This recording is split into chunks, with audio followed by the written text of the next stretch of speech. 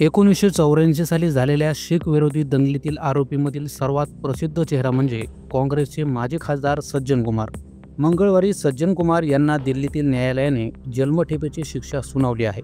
खरं तर सज्जन कुमार यांच्याविरुद्ध शीख दंगलीशी संबंधित 3 खटले प्रलंबित आहेत।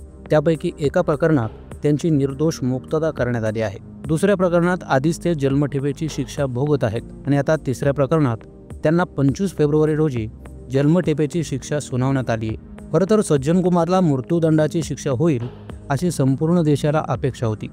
हा साधा खून नव्हता, तर राजीव गांधी यांच्या आदेशावरून झालेला शीखांचा नरसंहार होता, अशी प्रतिक्रिया भाजपचे राष्ट्रीय प्रवक्ते आणि शीख नेते RP सिंग यांनी व्हिडिओ संदेशाद्वारे व्यक्त केली आहे। पण मग त्यांची शिक्षा कमी का करण्यात आली? हे प्रकरण नेमकं आहे तरी काय, आणि या संदर्भात निकाल देताना न्यायालयाने नेमकं काय म्हटलंय तेच आपण या व्हिडिओमधून जाणून घेणार आहोत। इंदिरा गांधी यांच्या हत्येनंतर दिल्लीसह देशभरात शीख विरोधी दंगली उसळल्या। या दरम्यान 1 नोव्हेंबर 1984 रोजी दिल्लीत उसळलेल्या शीख दंगलीत सरस्वती विहार परिसरात एका जमावाने एक घर पेटवून देत सरदार जसवंत सिंग आणि त्यांचा मुलगा तरुणदीप सिंग यांचा खून केला होता। एवढंच नाही तर जमावाने त्यांची मालमत्ताही लुटली होती। यावेळी काँग्रेसचे नेते सज्जन कुमार हे दिल्ली लोकसभेचे खासदार होते। ते देखील या जमावाचा एक भाग होते।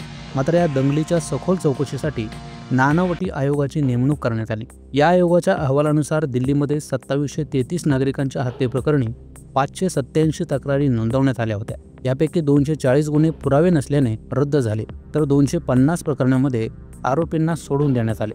केवळ 28 प्रकरणांमध्ये 400 पेक्षा जास्त आरोपींवर गुन्हे सिद्ध झाले।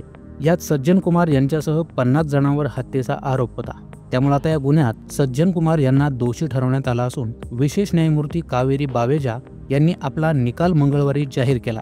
सज्जन कुमार यांनी केलेला गुन्हा निसंशयपणे क्रूर आणि निंदनीय होता। मात्र त्यांचं 80 वर्षांचं वय आणि आजारपण लक्षात घेत मृत्यूदंडाऐवजी कमी शिक्षा देण्याचा विचार करावा लागला, असं न्यायमूर्ती बावेजा यांनी निकालपत्रात म्हटलं आहे। खुनाच्या गुन्ह्यासाठी कमाल शिक्षा मृत्यूदंड आहे, तर किमान शिक्षा जन्मठेप आहे। दोषींचे तुरुंगातील वर्तन समाधानकारक असल्याचा अहवाल कारागृह अधिकाऱ्यांनी दिला आहे।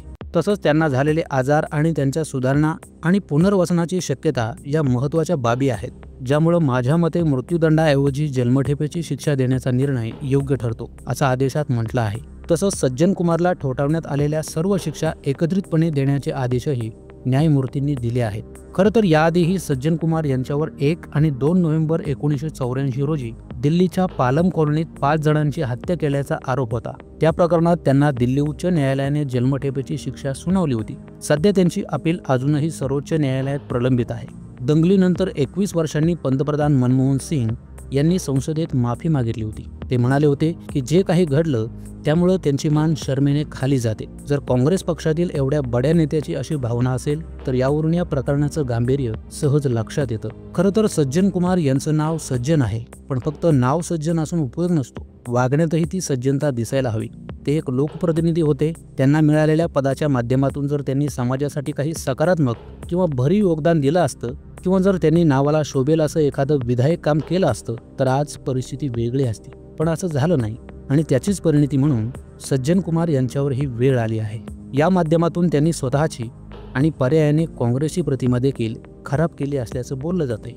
दरम्यान न्यायालयाच्या या निकालानंतर शीख समुदायाने न्यायालयाचे आभार मानले आहेत। वास्तविक काँग्रेस सरकारच्या काळात हे एवढं गंभीर प्रकरण क्लोज करण्यात आलं होतं, पण केंद्रात भाजप सरकार आल्यानंतर पंतप्रधान नरेंद्र मोदी यांनी SIT स्थापन करून आणि पुन्हा एकदा सखोल तपास करून या प्रकरणातील दोषींना शोधून काढलं। त्यामुळे आम्ही केंद्रीय गृहमंत्री अमित शहा आणि पंतप्रधान नरेंद्र मोदी यांचे आभार मानतो, अशी भावना शीख समुदायाने व्यक्त केली आहे। वस्तुतः या निकालाच्या निमित्ताने इतक्या संवेदनशील प्रकरणात न्यायाच्या गुंतागुंतीचं स्वरूप प्रकर्षाने दिसून आलं। आता न्यायालयाकडून सज्जन कुमार यांना सुनावण्यात आलेली शिक्षा अनेकांच्या अपेक्षेप्रमाणे नसेलही, पण त्यांच्या शिक्षेमुळे काही प्रमाणात नक्कीच तोडगा निघाला असं म्हणता येईल।